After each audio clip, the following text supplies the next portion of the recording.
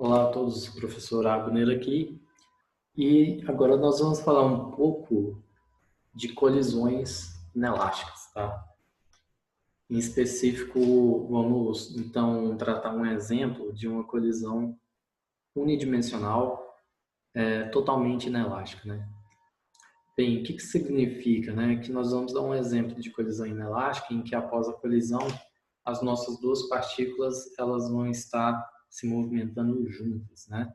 Nesse caso, a energia cinética antes da colisão, ela não é igual à energia cinética depois da colisão. Quando elas se movem juntas, né, após uma colisão, isso é o que a gente chama de uma colisão totalmente inelástica.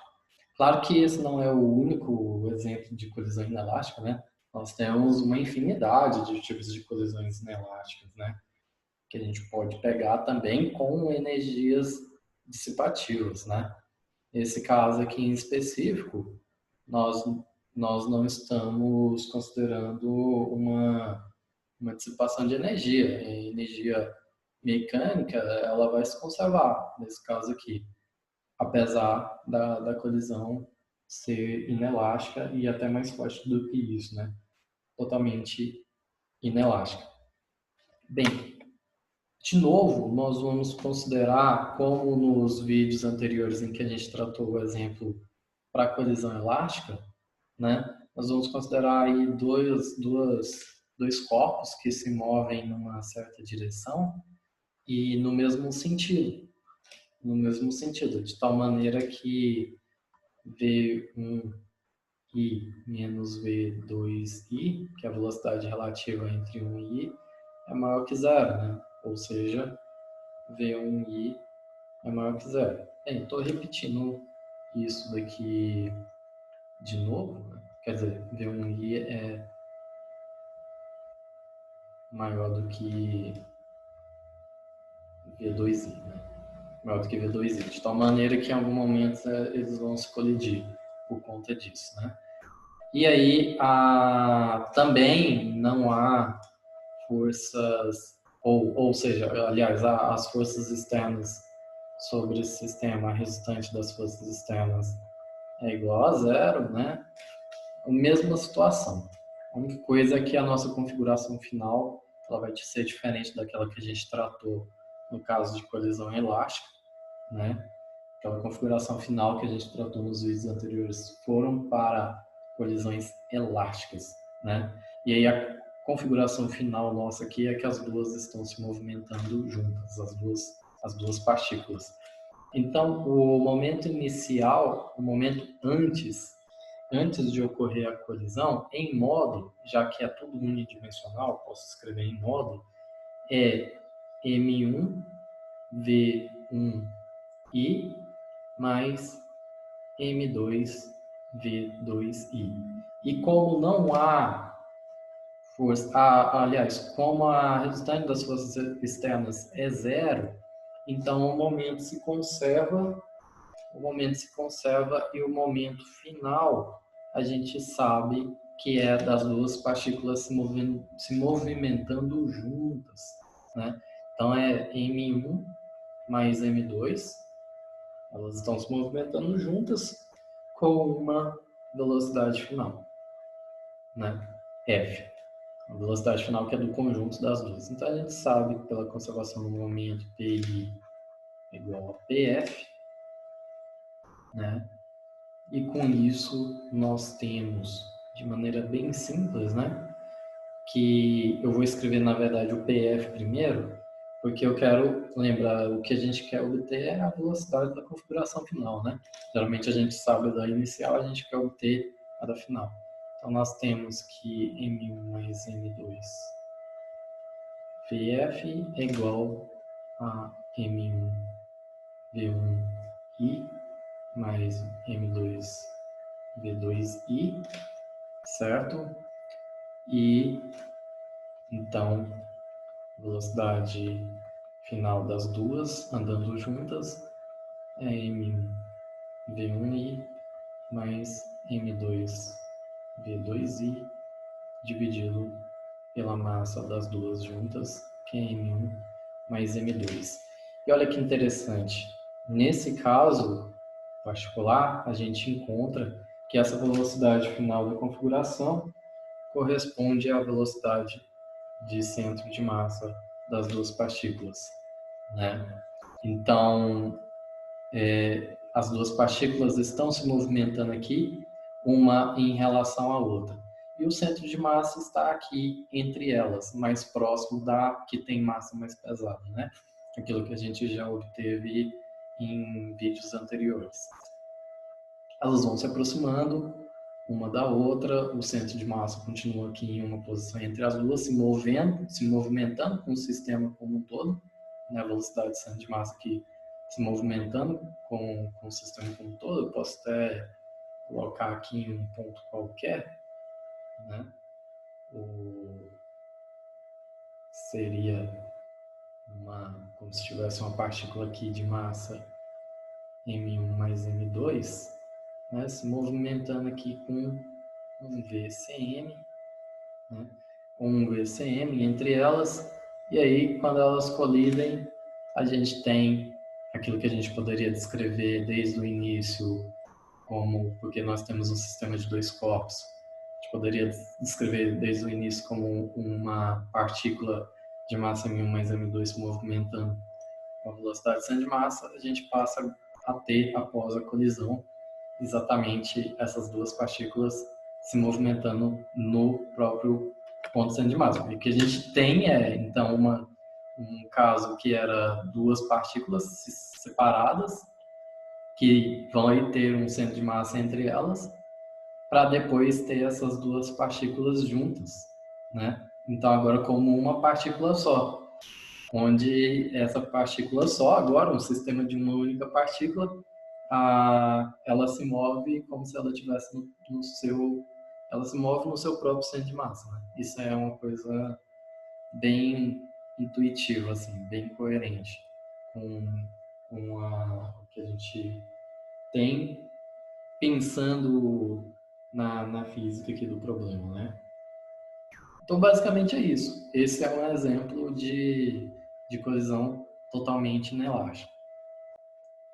Então, para pegar um exemplo prático, vamos aplicar isso ao pêndulo balístico, tá? Vamos aplicar, então, o exemplo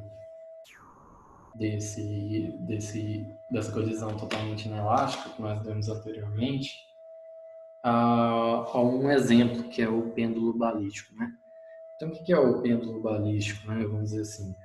Aplicação prática, assim, né? Nós temos, por exemplo, uma tábua ali presa por dois fios. Essa tábua ela pode se movimentar para a direita ou para a esquerda, né? Subindo de uma altura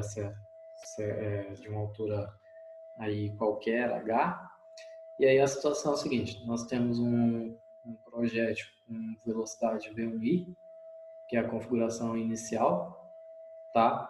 Vai colidir com essa tábua aqui. Para que isso é utilizado? Geralmente para estudar quanto que um projétil pode adentrar dentro de um devido corpo, enfim, para esses tipos de estudos que não é o nosso foco aqui, mas só para ter como exemplo, tá? Então esse daqui é um exemplo de movimento unidimensional, mas nem tanto, né? Vamos ver com cuidado aqui.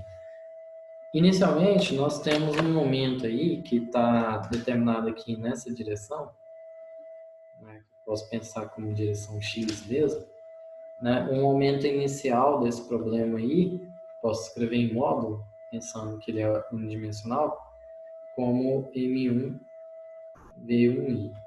De tal forma que em X, o movimento em X, né? Logo após a colisão, qual que é a velocidade da configuração final? Posso tirar pelo momento final, que vai ser... Aí eu vou pegar o exemplo que a bala, então o projétil entra nessa tábua e se move junto com a tábua, né, após a colisão. Então é M1 mais M2 VF. De tal modo que a velocidade final desses dois corpos se movimentando juntos é, né, M1, só igualar, né, PI com PF, M1 dividido por M1 mais M2 multiplicado por V1I. Né? Então, essa é a velocidade final. A velocidade logo após a colisão.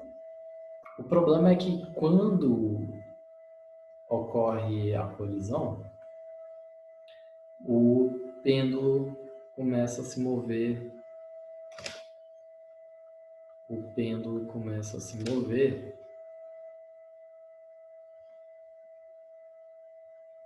segundo uma direção que não é mais só em uma dimensão. Aqui que está a questão do problema. Então, imagine que, na verdade, ficou ruim, não ficou tão igual o de baixo. Deixa eu só consertar aqui. Pronto. Após a colisão, a gente tem essa velocidade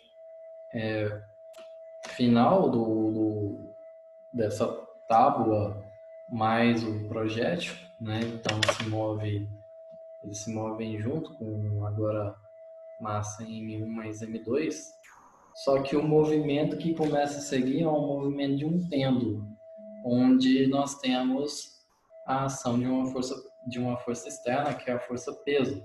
Então a gente passa a ter um movimento, na verdade, que é bidimensional, né? E aí esse pêndulo a gente pode pensar que ele vai se mover, né? Ele vai ir até uma determinada altura, H máxima, altura H máxima, onde a velocidade final desse pêndulo, antes dele começar o movimento dele oscilatório, agora vindo para a esquerda, por exemplo, né? É uma velocidade final, que eu vou chamar V', F, igual a zero. E essa velocidade aqui é a velocidade inicial desse novo movimento. Velocidade inicial do pêndulo.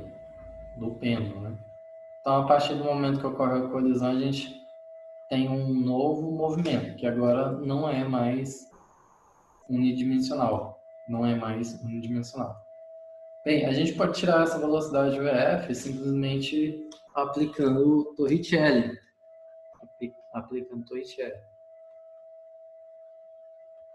Que é para esse tipo de situação. Onde V'F é a velocidade final. Velocidade final aqui na altura máxima que o pêndulo vai chegar. Isso é igual a Vf quadrado, que vai ser a velocidade, que vai ser o inicial do pêndulo, do movimento do pêndulo, ok? O movimento do pêndulo mais 2 vezes a aceleração, né? Vezes a altura h. Bem, isso daqui é zero, porque a velocidade lá, na hora que chega no máximo, ele para, certo? Então, nós temos zero igual a v quadrado f menos 2gh, ok? Substituiu a igual a menos g. E aí, claro, né? O VF é igual a raiz de 2gh. Certo?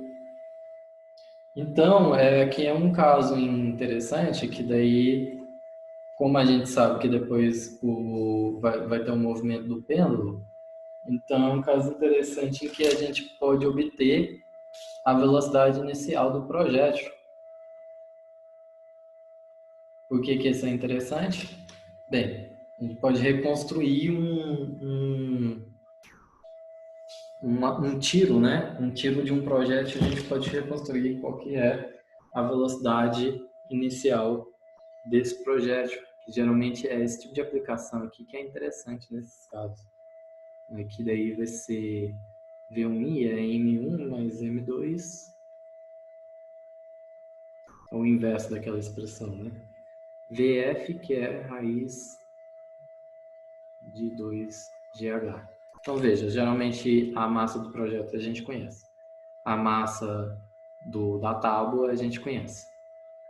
G é constante, é uma constante que a gente conhece. H a gente pode medir de acordo com a altura máxima que o pêndulo chega. E aí a gente descobre, reconstrói qual que é a velocidade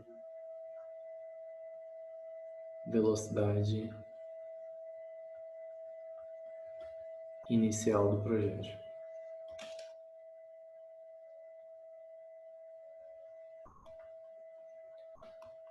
Que é interessante aqui pra gente, né? Que nesses casos de, por exemplo, um perito, ele vai fazer isso. Né? Um perito, ele vai fazer isso para determinar qual que é a velocidade inicial do projeto. Vamos ver isso com valores? Né? Vamos pensar assim, a massa M1 do projétil é 10 gramas, tá? A massa M2 da tábua é 4 quilogramas, tá?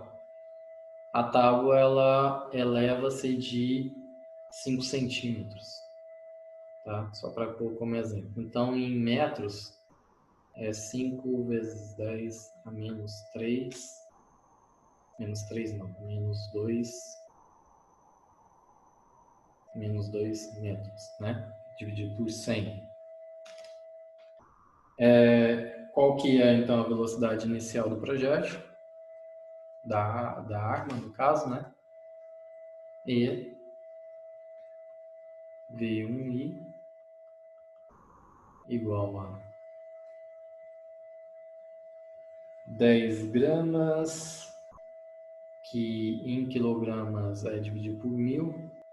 1 quilograma são 1000 gramas, né?